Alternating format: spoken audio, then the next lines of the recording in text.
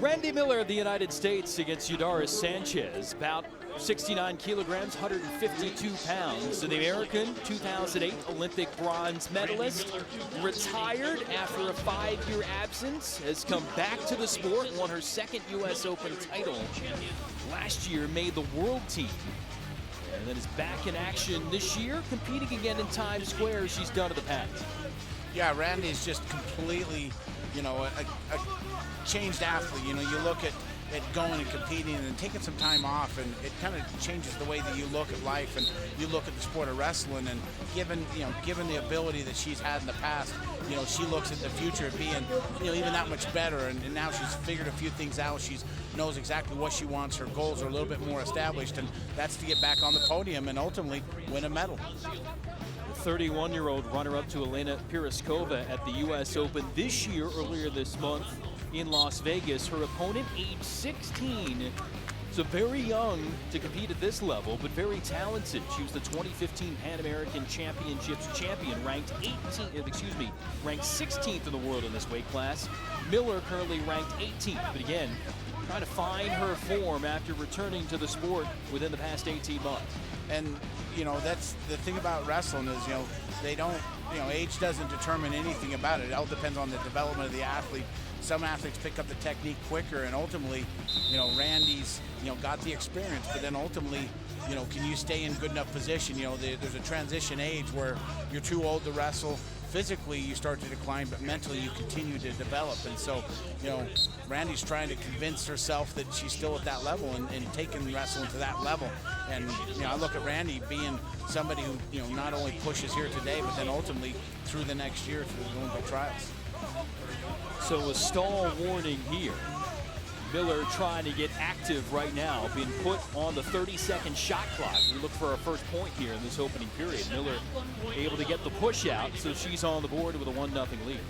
Oh, very smart, very tactical. And that's the one thing about, getting the age and being older for your weight class, you realize, the time period kind of slows down. You really can pick your opponent apart, and that's what Randi did. Got close to the edge, got close to the zone, and then ultimately got a 1-point push out. Very smart, very technical wrestler. So being forced to score, going after it and getting on the board. Miller likes to be physical and wear down her foes. A lot of times she'll gain the upper hand late in the bout after really making her opponent pay in the early stages. See that thrust down to the mat, final minute here, opening period, trying to get control and pick up first takedown of this bout. Yeah, now you have to take your opponent down all the way until that knee hits the ground. So there's the point, the 2-point takedown established, and just very good technique. And that's what Randi kind of established herself off early. Snap down, get into position, and then ultimately the snap down for the score for the takedown. Randi Miller went to high school in Arlington, Texas, now residing in Colorado Springs, Colorado. Part of the U.S. Army World-Class Athlete Program. She won here at the Beat the Streets event last year, beat world champ Elena Makina of Ukraine 11-5. Again, part of this talented litany of U.S. women who have burst on the scene in recent years, coming up with world and Olympic medals. Another 2 for Miller, and the lead stretched out to 5-0, and a big move there in the final 10 seconds of the period. Oh, that was just great execution. Ultimately, going from a scramble situation to a snap down to a score with less than 10 seconds left. Very smart. And put on the shot clock and finding a way to get on the board. Yeah, and then it's all about kind of knowing exactly what your strategy is. And, twice there, Randi's hit 2 real good snap downs. Both of them scored at the end, and then got the 1 point for the push out for a big lead. You hate to say huge, but a big lead's 5 points. But one throw, you could be back in this match. Second period underway, and Sanchez trying to find a way to close the gap here on Randi Miller.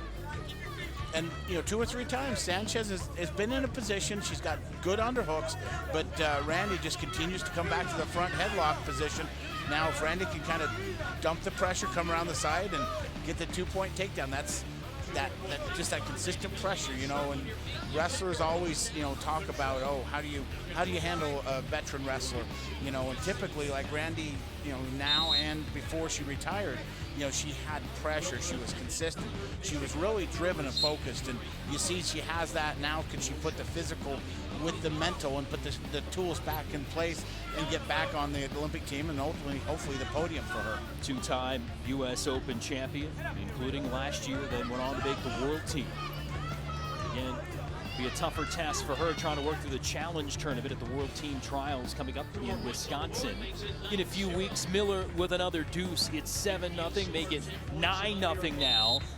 And trying to finish off Sanchez here with a technical fall. If it gets to 10 points or more at any time in freestyle wrestling, the match is over. Smart wrestling and just consistent wrestling. Randi comes right back to the front headlock position, you know, not going in to try to choke, but ultimately just going in to hinder and then snap down. And that technical and that consistent pressure just creates an opportunity for your opponent just to get tired and then ultimately just to give up. And that's what happened right at the end of the match. Miller able to break her young foe, and Randi Miller gets the win by technical fall. 11-0 to begin the action here. At the 2015 Beat the Streets, New York, Salsa in the Square. Ladies and gentlemen,